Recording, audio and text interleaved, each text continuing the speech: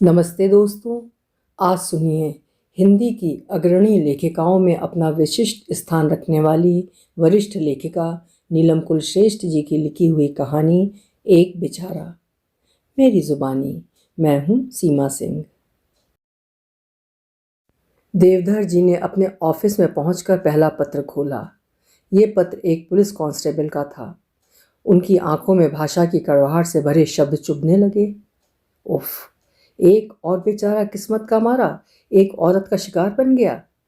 फिर से उन्होंने इन शब्दों को पढ़ा।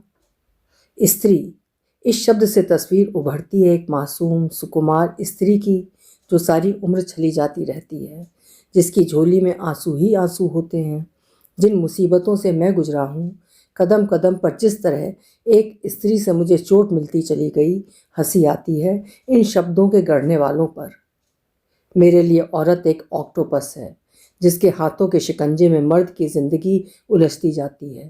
वो सारी उम्र छटपटाता कराहता उन पंजों में पड़ा रहता है, लेकिन वो दुनिया के सामने आंसू बहाती सुकुमार अबला ही बनी रहकर दुनिया की सहानुभूति प्राप्त करती रहती है। औरत, देवी, शोषित, अबला, आंसू, औरत भी दलित है, ये शब्द मेरे लिए बिल्कुल खोखले, कोरे और बेजान हैं। मैंने लोगों से आपकी तारीफ सुनकर बड़ी मुश्किल से आपका पता ढूंढा है। मर्द के दुख व तकलीफ को आपने ही पहचाना है। आप ही समझ पाए हैं कि अपने ही बनाए पुरुष प्रधान समाज में भी पुरुष पत्नी द्वारा किस तरह शोषित किया जा रहा है। मेरे अनुभव स्त्री के बारे में बेहद कड़वे हैं। उन्हीं को आपसे बांटकर मैं आपकी सहायता चाहता हूँ। देवधर जी ने पत्र के इस अंश को पढ़कर गहरी सांस ली। फिर पीठ को कुर्सी से आराम से टिकाकर पत्र पढ़ने लगे, क्योंकि पत्र बहुत लंबा था। ये एक बहुत मार्मिक शब्दों में लिखा था। पत्र लिखने वाले ने अपना सीना चीर कर कुछ इस तरह रख दिया था। देवधर जी पत्र पढ़ते पढ़ते एकदम खो गए थे। उन्हें उस अनदेखी, उस नीच औरत के प्रति वितृष्णा हो रही थी। काफ़ी देर एक जगह बैठे बैठे उनका गला सूख गया था। उन्होंने उठकर पानी पिया और फिर कुर्सी पर बैठ गए। आज उन्हें अपनी बेवफा पत्नी चारू की याद आई कि किस तरह से उसने भी उनकी ज़िंदगी में जहर घोला था, उनके जीवन को छिन्न भिन्न करके रख दिया था। उनके नन्हे बच्चे को कोर्ट के बूते पर उनसे छीन कर उनकी ज़िंदगी से दूर चली गई थी, बहुत दूर। वो बहुत पीछे छूट गए थे, अपने जीवन को इस सदमे से उबार नहीं पाए थे। क्या नहीं दिया था उन्होंने चारू को, कार, बंगला, यहाँ तक कि अपना सच्चा साथ, पर सभी को झटक कर ठुकरा कर अपने प्रेमी के लिए चली गई थी। तब से उन्हें औरत जाति से घृणा हो गई थी। देवधर जी के पिता ने बहुत पैसा छोड़ा था, बस तभी से उन्होंने तय कर लिया था कि वह ऐसे पुरुषों को सहारा देंगे जो पत्नियों के कारण टूट रहे हैं। उन्होंने PPPS अर्थात पत्नी प्रताड़ित पुरुष संगठन की स्थापना की थी। उन्होंने संकल्प किया था कि वो उन व्यक्तियों के केस जो कोर्ट का खर्च नहीं उठा सकते मुफ्त में लड़ेंगे। कैसे भी हो, वो निराश पतियों को टूटने नहीं देंगे। पुरुषों पर औरतों के ढाए जुल्मों को अपने लेख व मीडिया से दुनिया के सामने लाएंगे। उनके आगे एक ऐसे सजीले नौजवान की तस्वीर उभरने लगी जो अभी अभी प्रशिक्षण के बाद शहर की एक चौकी पर पहली नियुक्ति पर आया था। उस नवयुवक की तस्वीर के साथ ही उसकी दर्द भरी कहानी के पृष्ठ एक दूसरे की उंगली पकड़े उनके सामने खुलते चले जा रहे थे। सुजान सिंह इस चौकी पर आते ही सबका दुलारा बन गया था। देखने में ऊंचा, सुदर्शन व गौरवर्ण का था। उस पर नई नई नौकरी में आने का जोश भरा था। कभी कभी उसे स्वयं ही आश्चर्य होता कि प्रकृति उसे कहाँ से कहाँ ले आई है। कहाँ उसका सीधा साधा परिवार, कहाँ उसकी पुलिस की नौकरी, जहाँ बिना गाली दिए कोई बात नहीं करता। वो भरसक कोशिश में रहता कि बात बात पर गाली देने की आदत से वो दूर रहे, संगीत व पत्रिकाएं पढ़ने के अपने शौक़ को बचाए रखे। उसका परिवार अध्यापकों का परिवार था, इसलिए वो धीरे धीरे अपने आप को इस माहौल में ढालने की कोशिश कर रहा था। इस माहौल में अक्सर उसका दिल सहम कर धड़कने लगता था जब कांस्टेबल निर्मला उसके सामने पड़ जाती। वो उसे देखकर कुछ इस तरह से मुस्कुराती कि वो सकपका कर आंखें झुका लेता था। वो उससे जितना बचना चाहता था वो उतना ही उसके पीछे लगी रहती। अक्सर उसके कंधे पर मर्दों की तरह धौल जमाते हुए कहती, कहो यार क्या चल रहा है। वो हाथ में दबी हुई फाइल को दिखाकर पीछा छुड़ाता। ये फाइल आज ही साहब के हस्ताक्षर कराकर मुख्यालय पहुंचानी है। इन फाइलों की जगह कभी हम पर भी नज़र डाल लिया करो। जी। वो इस औरत से बुरी तरह चिढ़ने लगा था। हर औरत में एक मर्यादा होती है, लेकिन निर्मला तो लगता था पुलिस की नौकरी करते करते अपनी शर्म हया सभी घोल कर पी गई है। नाटा कद, सांवला रंग, घुंघराले केश, शरीर पर खाकी रंग का ब्लाउज व साड़ी में वो कड़क कांस्टेबल के अलावा कुछ नज़र नहीं आती थी। जब वह अपनी गोल गोल आंखों से उसे घूरती थी तो वो ऐसा महसूस करता था कि उसकी ड्यूटी कभी उसके साथ न लगे। लेकिन निर्मला का बस चलता तो अपनी ड्यूटी हमेशा उसी के साथ लगवाती। गणपति विसर्जन वाले दिन तो हद हो गई। भीड़ भाड़ के धक्के मुक्कों के कारण निर्मला को इंस्पेक्टर ने ड्यूटी नहीं दी थी, किंतु जैसे ही उसे पता लगा कि सुजान सिंह की ड्यूटी चौक पर लगी है, उसने भी जिद करके वहीं अपनी ड्यूटी लगवा ली। चौक में छोटे मोटे जुलूस अपनी अपनी गणेश मूर्तियां लिए आने आरंभ हो गए थे। नदी की तरफ जाने वाला रास्ता चौक से ही गुजरता था। दोपहर होते होते सड़क पर भीड़ बहुत बढ़ गई थी। भीड़ का बहाना बनाकर निर्मला जानबूझकर उससे सटी जा रही थी। वो झुंझलाने लगा, इधर मैं संभाल रहा हूँ, सड़क के उस पार गली के कारण भीड़ नियंत्रित नहीं हो रही, आप उधर जाइए। मैं उधर क्यों जाऊँ? जहाँ तुम हो मैं वहीं रहूँगी। कहते हुए उसने भीड़ का फ़ायदा उठाते हुए उसकी कमर में हाथ डाल दिया। आप बेहुदा औरत हो। उसकी आंखों से चिंगारियाँ निकलने लगीं। आपको शर्म नहीं आती? आप मुझसे 7-8 वर्ष तो जरूर बड़ी होंगी। प्यार में उम्र कहाँ से आ गई? कहते हुए उसने अपनी दोनों आंखें झपकाईं। उसकी हरकतों से तंग आकर वो भीड़ के बीच में से बड़ी मुश्किल से रास्ता बनाता हुआ दूसरी तरफ निकला। वहां आकर वो बीच की गली के मोड़ पर खड़ा हो गया, क्योंकि मुख्य सड़क पर एक ट्रक के साथ विशाल जुलूस आ रहा था। वो गली से निकलने वाली भीड़ को नियंत्रित करने लगा। ट्रक अब कुछ पास आ गया था। उसके बीच में एक स्टूल पर मालाओं से सजी गणेश जी की मूर्ति रखी थी। बाकी की खाली जगह स्त्री पुरुषों से भरी हुई थी। कुछ युवा लड़के व बच्चे मस्ती में ट्रक के सामने नाचते चल रहे थे। 7-8 लड़के डांडिया रास करते चल रहे थे। कभी भीड़ में जोशीली आवाज़ उभरती, आला रे आला, सब चिल्लाते, गणपति बप्पा आला। सभी के चेहरे व कपड़े गुलाल से सराबोर थे। किसी ने जोश में ट्रक से गुलाल उड़ाया। वो गुलाल सीधे सुजान सिंह की आंखों में जा पड़ा। उसकी आंखें बुरी तरह जलने लगीं। वो अनुमान से पास के घर के बाहर बनी 2-3 सीढ़ियां चढ़कर आंखें मलता आखिरी सीढ़ी पर बैठ गया। तभी एक बांह उसकी गर्दन पर लिपट गई।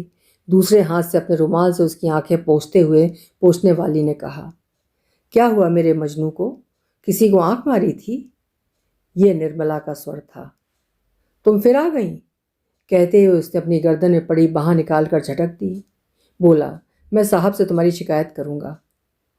कहोगे क्या कि निर्मला मुझे छेड़ रही थी? कहकर वो बेशर्मी से हंसने लगी। लो, पास के घर से तुम्हारे लिए पानी मांग लाई हूँ। कहते हुए उसने उसकी आंख पर पानी के छींटे मारने शुरू कर दिए। थोड़ी देर में उसकी आंखों को कुछ राहत पहुंची, लेकिन उसका दिल अभी भी धू धू कर जल रहा था। निर्मला बेहयाई से उसकी आंखें पोंछते हुए हंसे जा रही थी। मैं पहले ही कह रही थी कि मेरा साथ मत छोड़ो, नहीं तो मुसीबत में पड़ जाओगे। सुजान सिंह के साथियों को ये बात मालूम पड़ गई थी कि निर्मला उसके पीछे पड़ी रहती है। निर्मला भी उसे तंग करने का कोई मौका नहीं छोड़ती थी। उस दिन मुख्यमंत्री शहर में आने वाले थे। दोनों की एयरपोर्ट पर ड्यूटी लगी थी। निर्मला अपनी आदत से मजबूर अपनी जगह छोड़कर उसके पास खड़ी गप्पे मार रही थी। अचानक उन्हीं की चौकी का इंस्पेक्टर वहां से गुजरा। वो उन्हें इस तरह गप्पे मारते देखकर सुजान सिंह पर ही चिल्लाया, तुम औरत के पल्ले से बंधकर क्यों खड़े हो? जाओ अपनी जगह पर ड्यूटी दो। सुजान सिंह उससे इतना तंग आ चुका था कि वहां से अपने स्थानांतरण की अर्जी तक मुख्यालय में भेज चुका था। वो किसी भी गांव में जाने के लिए तैयार था। उसके पतन की कहानी तो उस रात आरंभ हुई जिस दिन पास के गांव की गजरी बाई को उनकी चौकी के लॉक रूम में बंद रखा गया। गजरी बाई एक हट्टी कट्टी 40 वर्षीय महिला थी, जिसने अपनी बहू को मिट्टी का तेल छिड़ककर मार डाला था। कानूनन उस रात एक महिला कांस्टेबल का चौकी में रहना बहुत आवश्यक था। उस रात कांस्टेबल जमुना की ड्यूटी लगी थी, लेकिन निर्मला ने कोशिश करके अपनी ड्यूटी लगवा ली। उस रात चौकी पर सुजान सिंह की ही ड्यूटी लगी थी। बाकी लोगों की ड्यूटी शहर के दंगाग्रस्त इलाके में लगी थी। अतः निर्मला और सुजान सिंह दोनों अकेले ही थे। कहो थानेदार साहब, आज गुलाबी गुलाबी क्यों हो रहे हो? वो उसे चिढ़ाती हुई उसके सामने कुर्सी पर बैठ गई। नहीं तो, वो जानबूझकर मेज पर खुली फाइल पर झुका रहा। अरे यार, थोड़ी बातें भी कर लो, क्या फाइलें पकड़े बैठे रहते हो? आपसे क्या बात करूं? आप तो हमेशा बेहुदा बातें करती रहती हो। वो सचमुच झल्ला गया। तो तुम ही अच्छी बातें करना सिखा दो। उसने कोहनियाँ मेज पर टिका दी और हथेलियों में चेहरा टिकाकर बैठ गई। पहले तो गजरी बाई को देख कर आओ कि उसे किसी चीज़ की ज़रूरत तो नहीं है। वो तो मैं पहले ही पूछ चुकी हूँ। वो तो लॉकअप में टांगे फैलाए खर्राटे भरकर ऐसे सो रही है जैसे बहू को जलाकर नहीं, कोई तीरथ करके आई हो। उसने पीछा छुड़ाना चाहा। तुम्हें भी नींद आ रही हो तो तुम भी सो लो, मैं अभी जग रहा हूँ। अच्छा। वो चुपचाप उठकर दूसरे कमरे की बेंच पर किसी आज्ञाकारी बच्चे की तरह जाकर सो गई। उसके इस तरह चले जाने से सुजान सिंह को बड़ा आश्चर्य हुआ। उसे विश्वास ही नहीं हो रहा था कि निर्मला से इतने सस्ते में पिंड छूट जाएगा। थोड़ी देर तक वो फाइल पर आज की रिपोर्ट लिखता रहा। कुछ देर बाद उसे प्यास लगी तो उसने अपने पास रखे जग में से पानी लेकर पिया और कुर्सी पर बैठकर काम करने लगा। कुछ क्षणों में उसे ऐसा लगने लगा जैसे फाइल पर लिखे अक्षर पतली लकीर बने हवा में तैर रहे हों। थोड़ी देर में सब कुछ डूबने लगा। दिमाग जैसे सुन्न होता चला जा रहा था। गहरे काले आसमान में जैसे जैसे धीरे धीरे उजाला फैलता है, वैसे ही उसे आहिस्ता आहिस्ता होश आ रहा था। अपने होने का एहसास उसमें पैदा हो रहा था। जब पूरा होश आया तो वो चौंक कर उठ बैठा। ये देखकर उसे आश्चर्य हुआ कि वो जमीन पर बिछी दरी पर बैठा था। पास ही बैठी निर्मला ने उसे उठते देखा तो अपने घुटनों में सिर छिपाकर उसने सिसकना आरंभ कर दिया। उसके बाल बिखरे हुए थे, कपड़े अस्त व्यस्त थे। सुजान सिंह का दिमाग अभी भी थोड़ा थोड़ा चकरा रहा था। बड़ी मुश्किल से वो बोला, तुम क्यों रो रही हो? मेरे मुख पर कालिक पोत कर अब क्या पूछते हो? मैं तो तुम्हें शरीफ आदमी समझती थी। ये तुम क्या कह रही हो? मैं कुछ समझ नहीं पा रहा। उसे उसकी आवाज़ दूर से आती प्रतीत हो रही थी। अब तुम क्यों समझोगे? तुमने मुझे कहीं का नहीं छोड़ा। अब सुजान सिंह का दिमाग पूरी तरह होश में आ गया था। वो उसकी दोनों बाहें झंझोड़ कर बोला, साफ साफ बताओ कि बात क्या है। अब बताने को रही क्या गया है, लेकिन मैं तुम्हारे इस कलंक को लेकर कहाँ जाऊंगी? तुम कहना क्या चाहती हो? मैं और तुम? वो शर्म से पूरी बात नहीं कह सका। उसने बेशर्मी से उसकी आंखों में आंखें डाल दी। हाँ, तुम ठीक समझ रहे हो, लेकिन मुझे कुछ याद नहीं है। वो अपना माथा पीटते हुए बोला, तुम्हें तो तब सब याद आएगा जब मैं बड़े साहब से तुम्हारी शिकायत करूंगी। उसकी पहली पोस्टिंग थी। दुनियादारी का स्वाद अभी उसने चखा नहीं था। निर्मला की बात से वो बुरी तरह डर गया। उसका दिल बहुत तेजी से धड़कने लगा। फिर भी वो संशय में था कि वो सही कह रही है या गलत। लेकिन वो कहीं झूठी रिपोर्ट भी कर बैठी तो इतनी मुश्किल से मिली नौकरी हाथ से जाती रहेगी। तुरंत ही उसे सस्पेंड कर दिया जाएगा। फिर भी वो हिम्मत करके बोला, सच्ची में मुझे अब भी विश्वास नहीं है। तो तुम क्या समझ रहे हो कि मैं अपनी इज्जत पर यूं ही झूठा लांछन लगाऊंगी? वो और भी जोर से रोने लगी। मैं तुमसे माफ़ी मांगता हूँ। पता नहीं उसमें कैसा अपराध बोध बैठ गया था। मैं तुम्हें कैसे माफ़ कर दूँ? औरत के दामन पर यदि एक भी दाग लग जाए तो कहीं की भी नहीं रहती। वो गिड़गिड़ा कर हाथ मलते हुए कहने लगा, गुजरा समय वापस तो नहीं आ सकता, इस बात को अपने तक सीमित रखना। ऐसी बातें कोई छिपती हैं? ये बात सिर्फ मैं और तुम ही तो जानते हैं। तुम क्या समझते हो मैं किसी और से शादी कर सकती हूँ? आज ही तुम मुझसे शादी करो, नहीं तो मैं बड़े साहब से बात करती हूँ। मैं तुमसे शादी करूँ? तुम मुझसे बड़ी हो? उसका मुंह आश्चर्य से खुला का खुला रह गया। खिलवाड़ करने के लिए बड़ी नहीं थी? वो सकपकाया सा उसका मुंह देखता रह गया। उसके पास अब ना तो सोचने का समय था, न कोई और रास्ता। निर्मला के धमकाने पर वो उसके साथ पीछे पीछे घिसटता सिविल मैरिज के लिए कोर्ट में अर्जी दे आया था। उसके 1 महीने में उसने बड़ी मुश्किल से शादी के लिए अपने को तैयार किया था। निर्मला अपनी बहन व 2-3 जान पहचान वालों को लेकर कोर्ट पहुंच गई थी। सिविल कोर्ट से लाल साड़ी में लिपटी निर्मला उसे कुछ भली लगने लगी थी। उसके केशों में लगे गजरे को छूने के लिए उसकी उंगलियां मचलने लगी थीं। वहाँ से वे सीधे उसके कमरे में आ गए। उसे लगा ये एकांत उसे पागल किए दे रहा है। उसने निर्मला के गजरे की तरफ हाथ बढ़ाया तो वो एकदम उसकी पहुंच से दूर छिटक गई। वह विफरती हुई बोली, खबरदार जो मुझको हाथ लगाया। उसका मुंह आश्चर्य से खुला रह गया। अब तो तुम मेरी पत्नी हो। तो क्या हुआ, आज तुम्हारे घर आ गई हूँ, लेकिन अब नहीं आऊँगी, मुझे हाथ भी न लगाना। पागल हो गई हो निर्मला? मैं पाक साफ औरत हूँ। तुम जब तक हिंदू रीति से अग्नि के फेरे नहीं लोगे, मुझे हाथ नहीं लगा सकते। अनजाने में वो गलती हो गई तो हो गई। कहते हुए वो उसके कमरे का दरवाज़ा खोल कर धड़ाम से उसे बंद करके चली गई। सुजान सिंह को लगा कि यह बिजली दूसरी बार उस पर गिरी है। पुलिस चौकी में जब भी निर्मला उसके सामने पड़ती, एक साथ ही वो दो मनोस्थितियों में फंस जाता। समझ में नहीं आता कि ये उसकी निर्मला के रंग ढंग के प्रति घृणा है या एक स्त्री के लिए उसका आकर्षण। निर्मला को चुपके चुपके मनाने लगा था कि वो उसकी पत्नी बनकर उसके कमरे में रहे, लेकिन वो अपनी जिद पर अड़ी हुई थी। आखिर में उसे हाँ करनी पड़ी। फिर एक दिन निर्मला ने उसके साथ जाकर जी भर खरीदारी की। शादी के लिए रुपए भी उसने सुजान सिंह से ले लिए, लेकिन शादी का आयोजन उसने अपने घर पर ही रखा। उसके घर में सारे उसके रिश्तेदार भरे हुए थे। सुजान सिंह के घर वाले तो इस शादी से बेहद नाराज़ थे। उनका एक भाई चुपके से विवाह में सम्मिलित होने आ गया था। उसने शादी से पहले एकांत में उससे दबी जबान में कहा था, भाई साहब, आपको इस शहर में शादी करने के लिए यही औरत मिली थी? सब किस्मत का खेल है। सुजान सिंह उसे क्या बताता। कहते कहते उसका दिल भर आया था। विवाह बेदी पर बुत बना वो ऐसे बैठा रहा जैसे किसी नाटक का कोई पात्र बेमन से विवाह कर रहा हो। शादी के बाद भी निर्मला के व्यवहार में कोई अंतर नहीं आया था। बमुश्किल कभी कभी वो पति का अधिकार पा लेता। मन होता तो उससे कोमलता से बात करती, वरना एक कांस्टेबल का कड़क डंडा बनी उसको पास भी फटकने नहीं देती। सुजान सिंह उसके व्यवहार से तंग आ गया था। उधर उसका अपने घर वालों से संपर्क भी समाप्त हो गया था। कोई भी ऐसा नहीं था जिससे वो अपने दिल की बात कह सकता। उधर निर्मला नए इंस्पेक्टर रंगनाथ में दिलचस्पी लेने लगी थी। वो एक दिन ड्यूटी पर जाने के लिए तैयार हो रहा था। उसने जैसे ही सिर पर टोपी रखी, तभी निर्मला ने उसे टोका। सुनो, तुमसे एक ज़रूरी बात कहनी है। क्या? शायद तुम खुश होगे। अच्छा, मैं समझ गया, तुम्हें हेड कांस्टेबल बनाया जा रहा होगा। नहीं, मैं तुम्हारे बच्चे की माँ बनने वाली हूँ।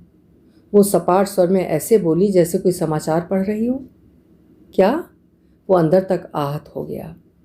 क्यों, तुम्हें बुरा लग रहा है? तुम मुस्कुराए तक नहीं। क्यों? जब मेरे घर पर तुम्हारे पति होने का बोर्ड लगा है तो मेरे बच्चे के बाप भी तुम ही होगे, चाहे बच्चा किसी और का हो। वो आंख मारकर बेशर्मी से मुस्कुराई। तुम औरत हो या? वो पागल करने वाले दुख से कुछ बोल नहीं पाया और घर से निकल गया। निर्मला को तब बहाना मिल गया था। वो अधिक से अधिक काम उससे कराने लगी। कभी वो किसी काम के लिए मना करता तो गुस्से में चिल्लाने लगती। तुम्हें मेरी चिंता क्यों होगी? कमा कर देती हूँ, तब भी तुम घर का काम नहीं कर सकते।